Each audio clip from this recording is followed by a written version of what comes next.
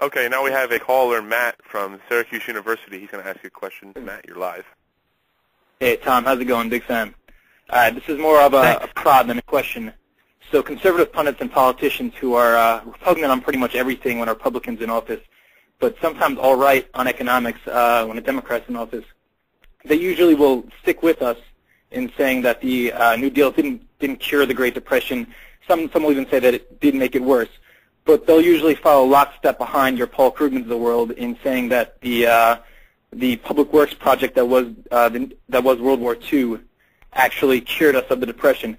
Can you just speak to kind of curing people of this kind of fallacy, this notion that World War II broke the Depression? I know you're going to reference Higgs and everything. And yeah, so just go ahead. Yeah. Okay, sure. Well, there is actually discussion of this in Meltdown because I feel like if you concede this point and say that, well, you know, okay, we'll grant you that the New Deal didn't get us out of the Depression, but World War II did, then you're giving away the whole argument to the stimulus people. Because then they'll come back today and say, well, World War II just proves that if the stimulus is big enough, it'll lift us out of it. I don't want to concede that point to them. And there's no need to.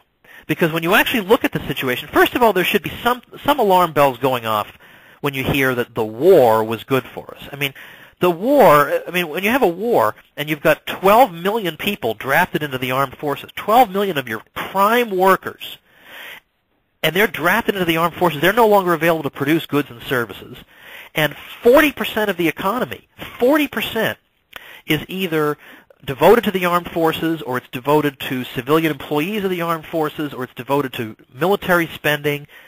When you got 40% of the economy producing goods, in other words, that the rest of the economy, the consumers, don't buy, how can that be good? I mean, should we take 40% of the labor force today and have them build pyramids, and would that make the other 60% rich? I mean, this is obviously a fallacy. So we've got 40% of the economy producing producing goods consumers can't buy, and who's financing this? The 60%. So the 60%, to add insult to injury, now find they have fewer goods to buy because all the resources are being diverted to military production, and then they have to spend their tax money to finance this situation. So right off the bat, you know, there's something fishy about it. Well, then you have the fact that, okay, unemployment goes down during the war. Well, presumably I don't have to draw you a diagram of what happens to unemployment when you take 12 million people and ship them overseas. Unemployment goes down. Congratulations. I mean, by the same token, we could get rid of unemployment by just killing all the unemployed people. But I assume that's not how we want to do it. That's not how a healthy economy does it. And then secondly, we consider that, again, these are prime workers. These are men, of good, young age who are being sent off to fight. So these are your best skilled workers. While they're overseas fighting, who's taking up their jobs at home? Women with very little work experience, very young people with very little work experience, and older people. So when you look at the GDP data for the 1940s that tells you that we had a great boom in America during the war, you have to ask yourself, wait a minute, do these statistics make any sense? How could we have the biggest boom in the history of the United States at a time when the economy is suddenly finding itself under unprecedented resource constraints? The best workers have been shipped away and replaced by inexperienced people, and that gives us the single greatest boom in American history? How can that be? There's got to be something wrong with this. And so the rest of the answer, and I'll make this as quick as I can, the rest of the answer is that these GDP figures are totally misleading. They're just phony numbers. GDP is a screwy number to begin with under ideal circumstances. But basically what happened is that the economy was so controlled by the government during the war that so many of the prices were just dictated by the government. This is what we're going to pay for this good. Now you go and produce it for us for the war. And this has spillover effects and affects other prices in the economy. Prices are only meaningful if they arise voluntarily between the bids of buyers and sellers for products. But if the government were to arbitrarily say, from now on, the price of eggs is, we declare to be $10 per egg, and the government is going to order 1 million eggs. If we were to multiply $10 per egg by 1 million eggs, arrive at $10 million, and then add that to our national income, how have we said anything of value about the economy? What does that tell you about the economy? Nothing, because the price of $10 is totally arbitrary. So a GDP figure that amounts to adding a whole bunch of arbitrary figures up is one giant arbitrary figure. So this does not produce a recovery. It actually makes the private economy much worse during the 40s.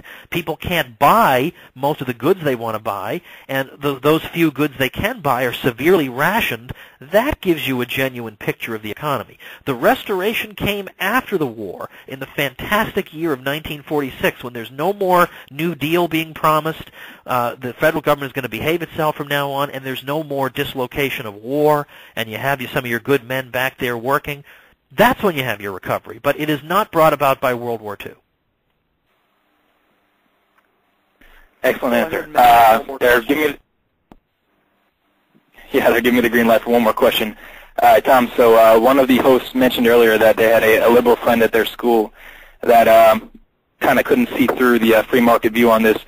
I'm wondering if you can speak to how the current financial system, how the Federal Reserve, how the government is currently set up, how that kind of feeds into the warfare state. I feel like a good answer on that would be something that could appeal to more liberal people. Yeah. Well, I mean, think of it this way. Is government going to be more able to wage destructive wars, and by and large without the full enthusiastic consent of the population? Is it going to be more likely to be able to do that if it can just print up the money it needs to finance it out of thin air, or if it has to actually go to the population and get the money either through borrowing from the population or through taxes? I mean, the question answers itself. If you really, really honestly care about war, and it's not just posturing, and it's not just a way to skip school for the day, but if you really believe it, if you really believe that war is evil and that a lot of these wars that we've seen in recent years have been just unbelievable atrocities, well, then it's very hard to take you seriously if you're going to say, but, the government needs to be able to create out of thin air, out of absolutely nothing, with nobody's consent, even if the population is dead set against it, they need to be able to create all the money out of thin air that they want. I mean, that was what made Vietnam possible. Because how did Lyndon Johnson finance that? I mean, a very, very large proportion of it was through just creating the money out of nowhere. Likewise for the Iraq War. Taxes weren't raised, so where did the money come from? It was basically borrowing from foreigners and then creating the money, just printing the money up, and that's what made the war possible. So you can tell me all day long about you're all tears and pity for the Iraqi people and how terrible this is, but if you're going to sit here and either ignore or actually defend the government's power to fund these atrocities with money it has a monopoly on creating, you've just got to be kidding me. So, I mean, now you probably want to say this a little more nicely in a nicer tone than I just did. But I mean, as I say, if the war machine also runs a money machine, do you think there's going to be more war or less war? I mean, this is not brain surgery. Well, thanks a lot. Just one more question, Mr. Woods. Do you have an idea for another book? I've been writing an awful lot of books lately, and so for the immediate run, I don't, just because I worked just day and night on Meltdown, and it really took a lot out of me, to be honest with you. So, people have actually been writing to me say, hey, you're writing books faster than I can read them. Well, then maybe for right now I'm going to let people catch up a little bit while I get some recuperation. I'm not going to lie. I was impressed with all the, with all those citations, and you sourced everything that you said. And there was 5 pages of sources in the back, and I love it. And I'm going to go through all of them as soon as I have the chance. But thank you very much, Mr. Woods. I guess we're going to conclude. Thanks for talking to us. It's been a very enjoyable experience, and we're grateful that you took time out of your busy schedule to talk with other liberty-minded people and to get the message out there.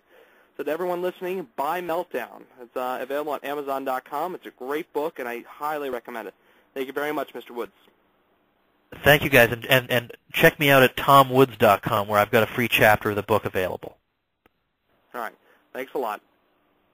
Okay, thank you, guys.